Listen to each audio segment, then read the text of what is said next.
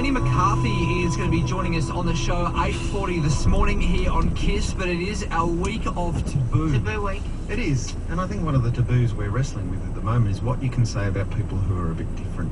And we saw over the weekend some pretty nasty pictures of that Reclaim Australia organisation. Yes, very alienating. Well, you know, the suggestion is they're stirring up trouble. They are, and we have someone from that very organisation. John, Oliver, thank you so much for joining us. Can you tell us, please, your organisation called Reclaim Australia, what are you trying to reclaim and from who? Well, me, like a lot of people around Australia, were sitting in front of the TV a couple of months ago and watching an Islamic extremist take hostages in our own backyard and eventually kill 2 innocent people. Now, we believe that there's a problem with Islam, and we believe that that problem isn't being addressed at the moment. So the Reclaim movement was born out of that need to have an open discussion about it. And Right. It seems like every time we try to do that, we're labelled racist.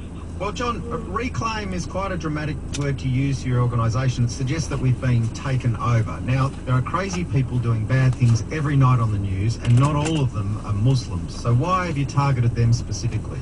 Well, to be honest, we think that the problem with Islam is bigger than any other problem with any other religion. But there is also an overwhelming majority of Muslims who follow a religion that teaches caring and respect and understanding and tolerance, the values of family and the sanctity of human life. That is by far and away the majority of Muslim sentiment. So you seem to be just trying to point the finger at a rogue element, which I might add many religions have. Yes, they do, but many religions aren't murdering hundreds of millions of people around the world. Hundreds of millions? Sorry, hundreds of thousands. Sorry. Okay. Now, there's definitely a problem there, and we want that problem addressed. By no means are we trying to say that all Muslims are the problem, but the extremist element is there, and we see it every night on our TVs. It comes into our lounge rooms, it comes into our phones, through our internet, and Australian families are worried. When you say we, how many members do you have in your organisation? We've got 40 in the organisers group. We've got 50 marshals per city, and there was 16 cities that held rallies. Right. Yeah. And we had about 20,000 people attending Australia-wide. And were you happy with the way you've been presented in the press? Because, you know, it looked pretty aggro to me. The only trouble we had was in Melbourne. There's a large group of Socialist Alliance unions and people that were trying to paint us out to just be and racist and bigots.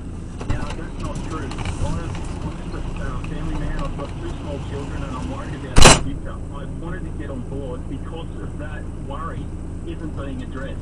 John, I've got to say that I understand your concerns, but photographs don't lie. A lot of the people in the rally, the pictures we saw here, had their faces wrapped in material that was the Australian flag, wearing sunglasses, and I've got to say, not terribly dissimilar to the sort of hiding tactics that we see from Islamic State, that sort of notion of scars and things wrapped around the face and just sunglasses. So there's a sort of a hypocrisy and an irony there that you need to address, don't you think? There is, and look, we've stated from day one, the Reclaim movement didn't want to be associated with neo-Nazis. Hang on, John. I've just got to pull you up there. Then I'm not talking about neo-Nazis. These are people using the Australian flag, my flag, everyone's flag. You know, What I was going to say is there are a lot of people that have their own agendas, and they're trying to hijack our rally and turn it into something it's not. We are concerned. I know everybody personally in the National Organisers group, and they are concerned families. They have children. They're worried about their children's future, and that's why Reclaim Australia was born. It wasn't born out of hatred or, you know, these people are to try and hijack the event, making it something it's not. It's honest concerns, and we're not allowed to talk about it openly because we are labelled racist. Yeah, well, we're happy to talk to you openly about it. I think that's what we're sort of indulging in now. Do you worry, as a father of 2 small boys, coming onto a radio station and suggesting that puts yourself in danger? Yes, it does, but I've believed since day one that if I don't do something now, that I'm putting them in more danger in the future, because we've seen what happens overseas when Islam gets a foothold in certain countries, certain Western countries. Which ones? UK and Britain.